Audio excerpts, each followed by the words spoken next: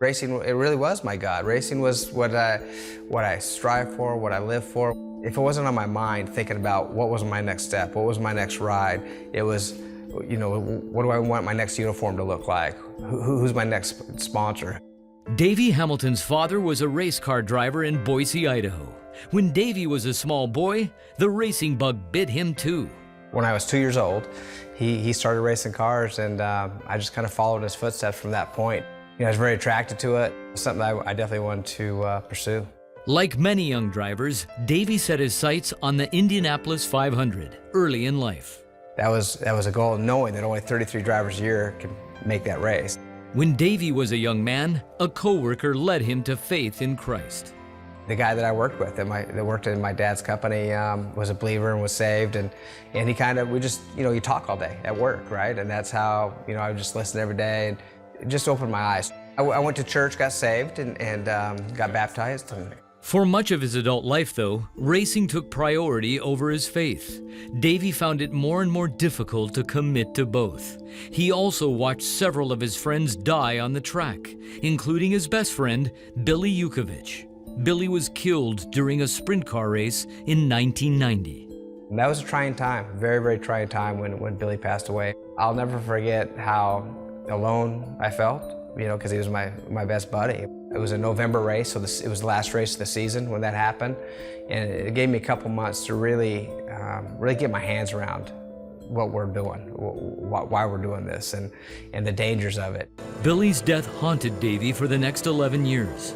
On June 9th, 2001, at the Texas 500, Davey's own career came to a skidding halt. The guy was passing blew an engine that got oil on his own tires. He lost control, and I just happened to be on the outside in the wrong place at the wrong time. Oh, contact was made. You know, he just caught the back of my car. It turned me around, and it flung the car upside down. Backed into the fence very hard, almost gets upside down.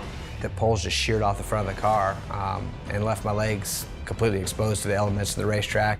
Davey's legs were dragged underneath the car for several hundred yards. When he finally came to a stop, the track paramedics treated him and put him on a life flight to a local hospital. And the helicopter is leaving for Parkland Hospital, and on board is Davey Hamilton. I heard a phone call being made by one of the nurses saying that it's going to be life flight coming to Parkland Hospital, and it appears to be a double amputee. For the next several hours, it looked as though Davey would lose both of his legs. I woke up a week later in Indianapolis, and first thing I woke up to was my dad. So the first thing I asked was, my legs are gone, right? And he goes, no, you're in Indianapolis, you know, and they're trying to save him, you know, we're all praying. And his doctors were eventually able to save his legs. I knew I needed God more than ever before. I knew, you know, I was relying on him like never before. First few months was pretty intense. A lot of intensive cares, a lot of transplant units. You know, they took my lat muscles and bones out of my hips and knees, and 21 surgeries within 2 years' time, and you know, a lot of rehab times. And the doctor is just amazing on what they were able to do with my legs. And during his lengthy recovery, he had plenty of time to think about his life, his faith, and his future in racing. Davey says he also asked God a lot of questions. Laying in that hospital and praying like I did, and I ask every day, why?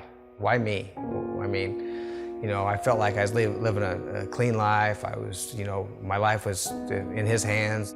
Totally was a believer, and I just couldn't understand it. What I found out, though, is everything gets answered. It may not get answered right then.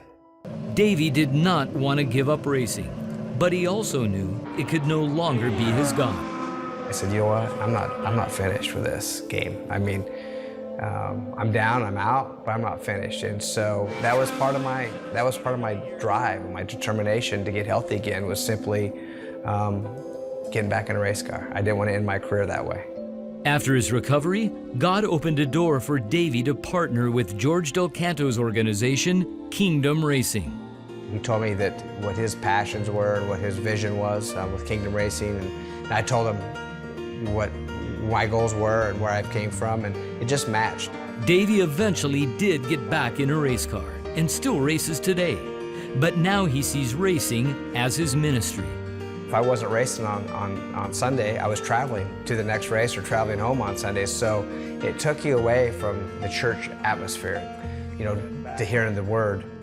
And what's changed so much from when I started racing to today, and that's one thing that Kingdom Racing's really brought in, is churches at the track now.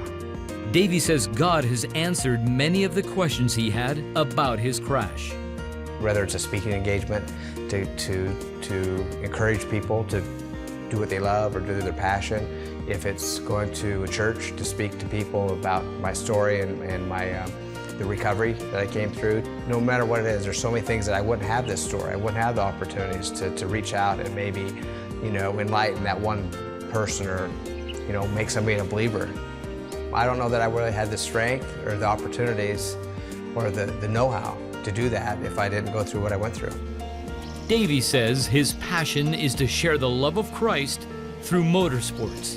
Wherever we go race, we bring underprivileged children to the event to show them behind the scenes and just give a little bit of that love, could give a little bit of that direction, and sit down and talk to the kids and the parents and show that what prayer does. You know, we've all had tough times in our lives that we were able to overcome through Jesus Christ, and we just want to pass that on.